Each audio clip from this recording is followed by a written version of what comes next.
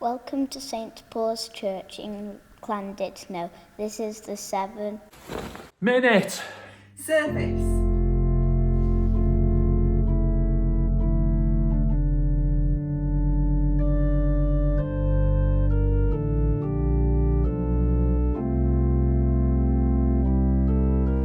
Today we'll be hearing one of the best known stories of Jesus, when he feeds 5,000 people with a small amount of bread and fish. St. Paul's Church also helps to feed people because a group called Soup and Socks is based here. Each week, Soup and Socks cooks meals for homeless people and takes them out in Llandudno. It was set up by my dad because he was homeless on the streets once and wants to help others. Have a look at what we do.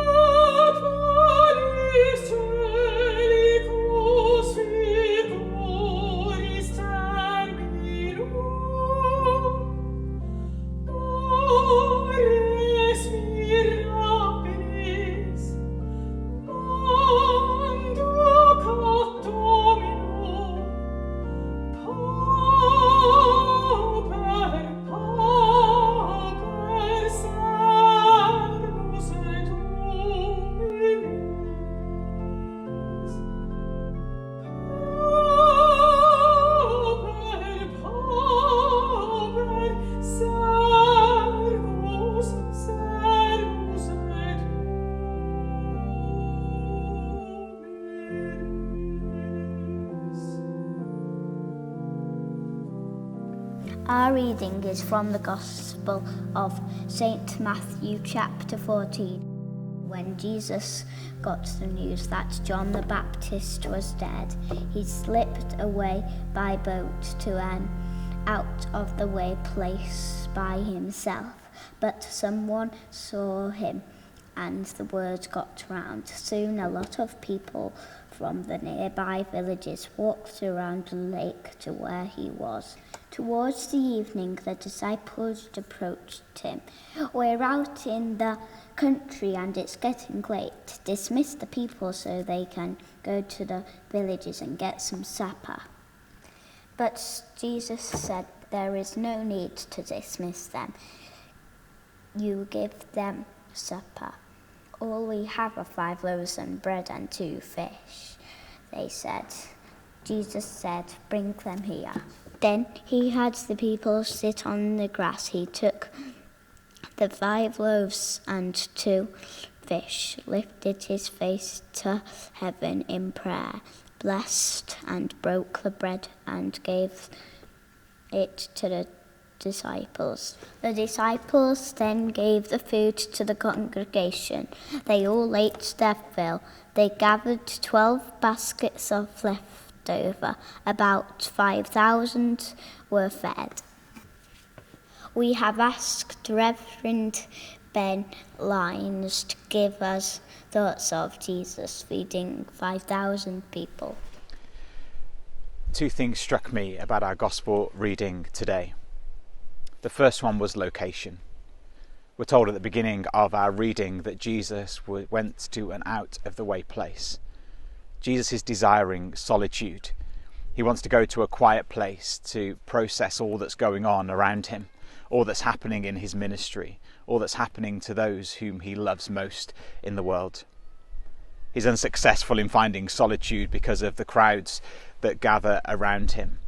But his intention is to go to that quiet place to speak to God, as he does on several times during the Gospels. A place of solitude is so important in our spiritual lives, for our spiritual health. This is my favourite place in the world, my place of solitude, the place where I come when I'm desperate to hear from God. We need to find a place without interruption if we're to hear God speak. So the first thing I want to do this morning is encourage you and challenge you to find a place of solitude this week. A place where you can speak to God and be alone with him. The second thing that struck me about our gospel reading today was simply the weakness of everyone involved. Jesus is seeking solitude because he's grieving the loss of John the Baptist, his cousin. The disciples are weak and powerless as Jesus asks them to feed 5,000 people with no resources. They simply find 5 loaves and 2 fish, which isn't enough. They are weak and without what they need to do what they're being asked to do. And lastly, the people, the very basic of their needs. They are hungry and unable to meet that need. They are unprepared for the situation that they find themselves in. And yet in and through that weakness, God reveals himself and does the miraculous.